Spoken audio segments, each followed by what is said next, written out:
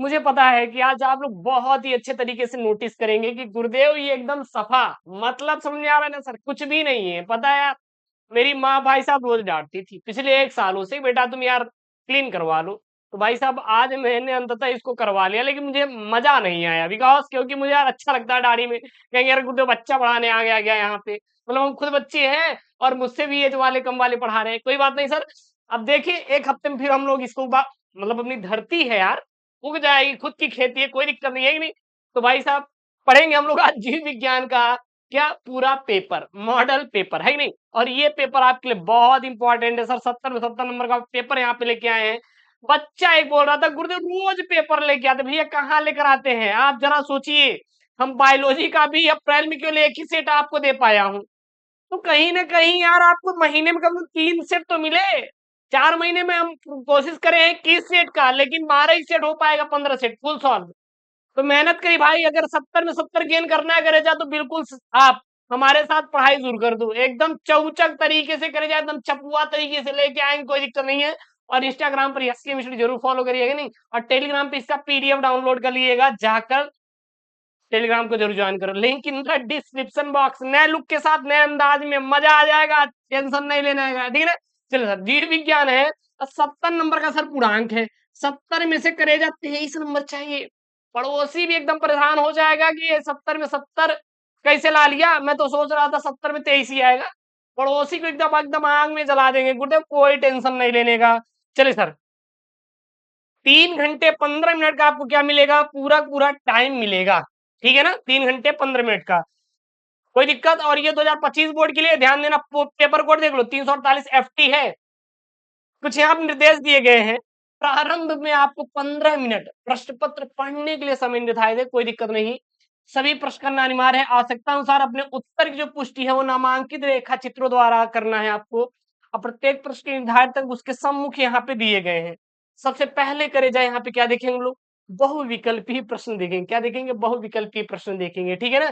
चलिए देखिए यहाँ पे क्या है, अनिषेक जनन होता है, अनिषेक जनन होता है किसमें, अनिषेक जनन। अच्छा गुरुदेव, अनिषेक जनन होता क्या है, अनिषेक जनन होता क्या है, इसके पहले हम लोग जानते हैं सर जनन क्या होता है। जो माँ बाप है अपने ही समान संतान उत्पन्न करते हैं, उसे क्या कहते हैं, जनन कहते हैं।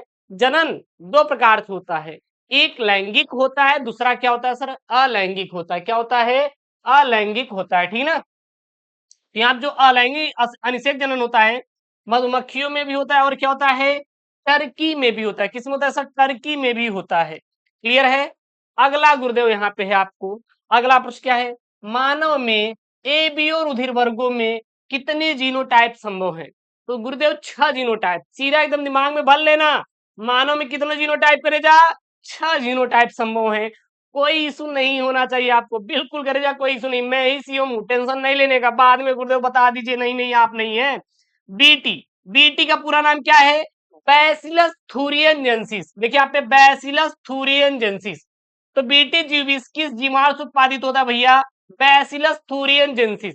सीधा बताइए, क्योंकि बीटी का पूरा नाम ही यही है, बैसिलस थूरियनजेंसिस, ठीक है ना। ये आपका सॉल्व है, इसके बाद इसका सेट पूरा सॉल्व आएगा, टेंशन नहीं लेने का। मैं लाइव 7 बजे शुरू करने वाला हूँ, बहुत जल्द, थोड़ा टाइम दे दो, 1 2 दिन का हो गया। ऐसी पारस्परिक क्रिया जिसमें एक जात को लाभ होता है और दूसरी जात को न लाभ होता है न ही हानि, उसे क्या कहते हैं, उसे कहते हैं सहभोजिता कहते हैं। क्या कहते हैं, सहभोजिता कहा जाता है। यानी कि ऐसी पारस्परिक क्रिया जिसमें एक जात को लाभ होता है, दूसरी जात को न लाभ होगा न ही हानि होगा, उसे क्या कहते हैं, सहभोजिता कहते हैं सर क्रिया। क्या कहते हैं, सहभोजिता कहते हैं, ठीक है। अगला है यहाँ पर, अगला है यहाँ पे निश्चित उत्तरी प्रश्न। निश्चित उत्तरी प्रश्न सर 1 1 नंबर का आता है, कितने नंबर का, 1 1 नंबर का। हर एक यहाँ पे क्वेश्चन क्या रहेगा, इंपॉर्टेंट है। क्या रहेगा सर, इंपॉर्टेंट है, ध्यान देना ना। चलिए दूसरे का है, लीडिंग कोशिकाओं द्वारा संश्लेषित व स्रावित हार्मोन का नाम लिखिए।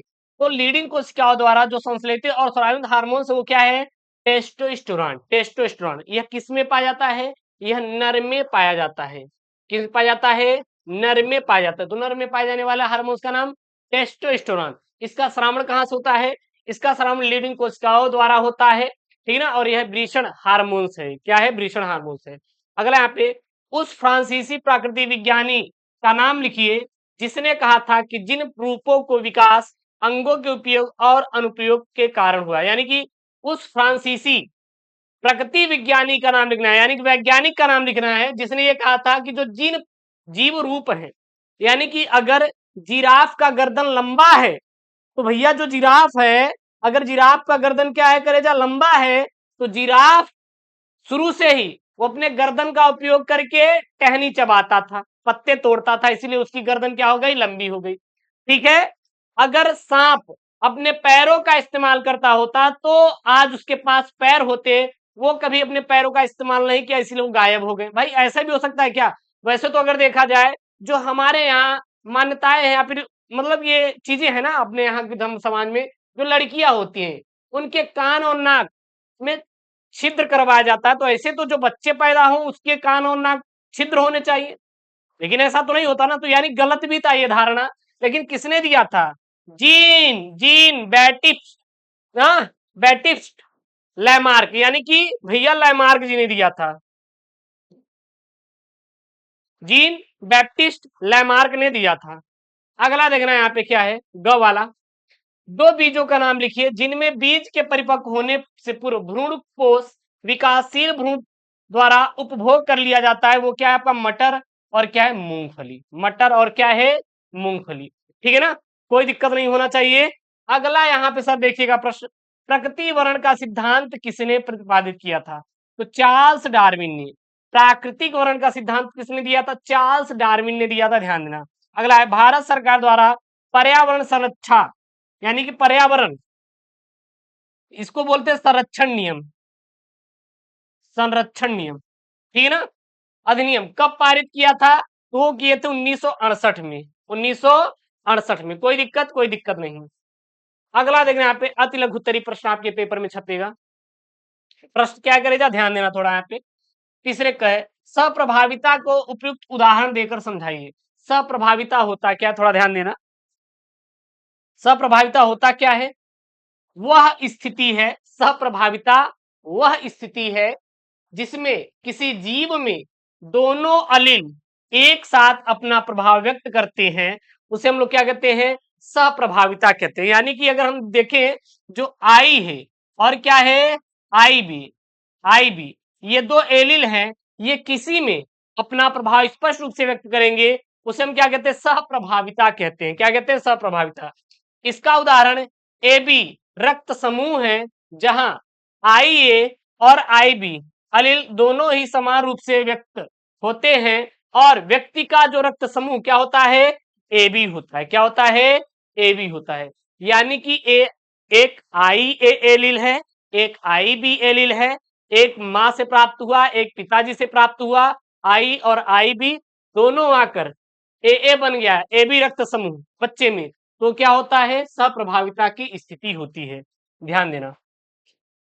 अगला करे जाए, यहाँ पे प्रश्न है, अगला प्रश्न क्या है, प्राथमिक तथा द्वितीयक वाहित मल उपचार के बीच मुख्य अंतर लिखिए। चलिए सर यहाँ पे क्या लिखना है, क्या क्या यहाँ पे, प्राथमिक और द्वितीयक वाहित मल उपचार के मुख्य अंतर। तो सबसे पहले प्राथमिक वाहित मल उपचार, इसको देखते हैं। तो प्राथमिक मल वाहित उपचार में गंदे पानी से बड़े ठोस कणों, बालू और तलछट को हटाने के लिए यांत्रिक प्रक्रिया का उपयोग करते हैं, मैकेनिकल का उपयोग करते हैं प्राथमिक उपचार में। और द्वितीयक उपचार में देखें तो द्वितीयक वाहित मल उपचार में बैक्टीरिया या अन्य सूक्ष्मजीवों का उपयोग कर जैविक रूप से घुलनशील कार्बनिक पदार्थों को तोड़ा जाता है, जिससे जल को और अधिक स्वच्छ किया जाता है। अगला है यहाँ पे सर, अगला यहाँ पे क्या है, ध्यान देना। यदि एक समुद्री मछली को अलवण जल की जीवनशाला में रखा जाए तो क्या वह मछली जीवित रह सकती है? अलवण जल मतलब जिसमें NaCl ना हो, क्योंकि जो मछली समुद्र में रहती है, किसमें रहती है, समुद्र की में रहती है, समुद्र में रहती है, तो वो किस में रहती है, खारे पानी में। यानी कि अगर वो देखेंगे तो वो खारे पानी में रहती है, उसके ही अनुरूप जीती है। अगर आप खारे पानी से निकालकर नॉर्मल पानी में रख देंगे, जाहिर सी बात है उसकी जीवनशाला बदल जाएगी। एग्जाम्पल के लिए जैसे मान लीजिए आप पृथ्वी पर रहते हैं, आपको उठा के रख दिया जाए कहां पर, सूर्य पर, तो आप उसकी गर्मी का ताप सह पाएंगे? अरे नहीं सह पाएंगे, क्योंकि हमारे गुरुदेव जो शरीर का टेम्परेचर सहने का तापमान अलग है, जो कि हाँ मैक्सिमम अगर देखें तो भाई 40-50 सह सकते हैं, उसके बाद हमारा खुद गुरुदेव एकदम प्राण निकल जाते हैं गर्मी में, और वहीं पे आपको 1000 डिग्री सेल्सियस पर रख देंगे तो जीवित रह पाएंगे नहीं। इसी प्रकार अगर हम लोग समुद्री मछली को अलवण जल की जीवनशाला में, यानी कि जो कि अवलवण मतलब कि अलवणीय है, जिसमें नमक नहीं पाया जाता, उसमें उठा के रख देंगे तो क्या वो जीवित रह पाएगी? बिल्कुल नहीं, क्योंकि समुद्री मछली अलवण जल में जीवित नहीं रह पाएगी, क्योंकि उसका शरीर नमक की उच्च सांद्रता के लिए अनुकूलित होता है। अलवण जल में रखे जाने पर मछली के शरीर में जल संतुलन यानी कि ऑस्मोसिस गड़बड़ा जाता है, जिससे उसकी क्या हो जाती है? मृत्यु हो जाती है।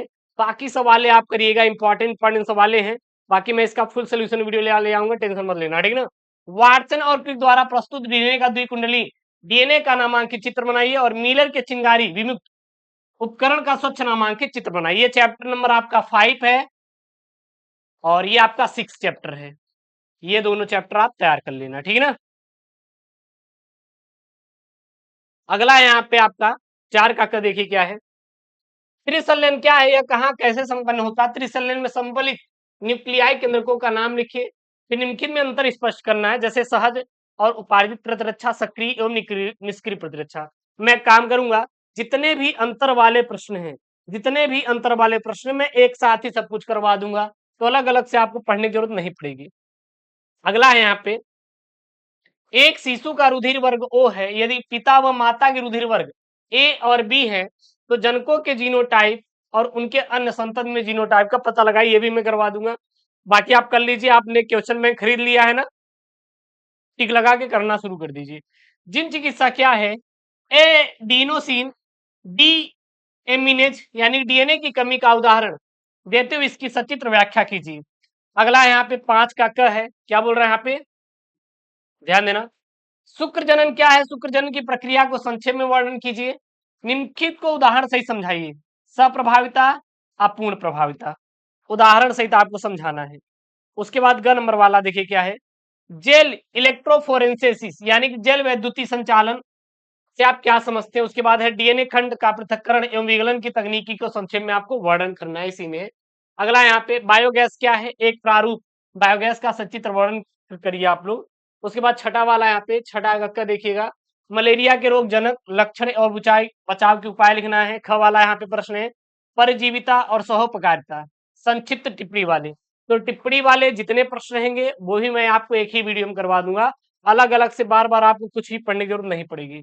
अगला यहाँ पे आपका ग नंबर वाला देखिए क्या है, सूक्ष्म जीवों का प्रयोग रासायनिक उर्वरकों और पीड़कनाशियों के उपयोग में कम करने के लिए भी किया जाता है, इसका कथन सही है, इसको आपको पुष्टि करना है। उसके बाद यहाँ पे बंधन एंजाइम क्या है, इसके कार्य को लिखिए। फिर यहाँ पे विस्तृत उत्तरीय प्रश्न जो कि आपका आ जाएगा अच्छा 5 नंबर वाला, जैसे यहाँ पे मनुष्य के मादा जनन तंत्र का सचित्र वर्णन कीजिए, सबसे मोस्ट इंपॉर्टेंट टॉपिक है।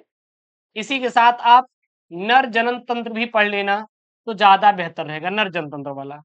परागकण क्या है, परागण क्या है, पुष्पी पादपों में होने वाले विभिन्न परागण का वर्णन कीजिए, जीवी परागण कर्मकों के लिए आपको उल्लेख करना है, ठीक है ना। तो ये आपका इंपॉर्टेंट वाले आपके हैं जो कि विस्तृत उत्तरीय प्रश्नों में आते हैं। उसके बाद 8वां यहाँ पे लिंग निर्धारण, जी हाँ, लिंग निर्धारण क्या है, मानव तथा मधुमक्खियों में लिंग निर्धारण क्रियाविधि का वर्णन कीजिए।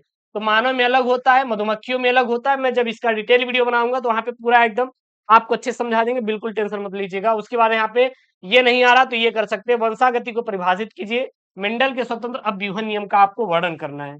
उसके बाद 9वां और लास्ट यहाँ पे प्रश्न है, देखिएगा क्या है, पारिस्थितिक पिरामिड सूची स्तंभ क्या है, संख्या और जीवभार के सूच्य स्तंभों का उदाहरण से वर्णन कीजिए, अथवा जैव विविधता से आप क्या समझते हैं, जैव विविधता की क्षति के क्या क्या कारण है, जैव विविधता संरक्षण की 2 विधियों को आपको समझाना है। तो ये रहा सर 2025 बोर्ड एग्जाम के लिए आपके आने वाला सर पेपर, आप इसको तैयार कर लेना। बाकी आपको कोई दिक्कत नहीं लेना है सर, कोई दिक्कत नहीं लेना, मैं आपको पूरा ये पेपर ही सॉल्व करवा दूंगा। चैनल से जुड़ जाइए, अभी आपके पास टाइम है, मैं पूरे बोर्ड एग्जाम की तैयारी करवा दूंगा, ये मैं आपसे प्रॉमिस कर रहा हूँ। और आप लोग ऐसे प्यार बना के रखिएगा सर, चैनल को नहीं किए सब्सक्राइब कर लो, सब्सक्राइब। मिलते हैं नेक्स्ट वीडियो में दोस्तों, thank you, take care, bye bye.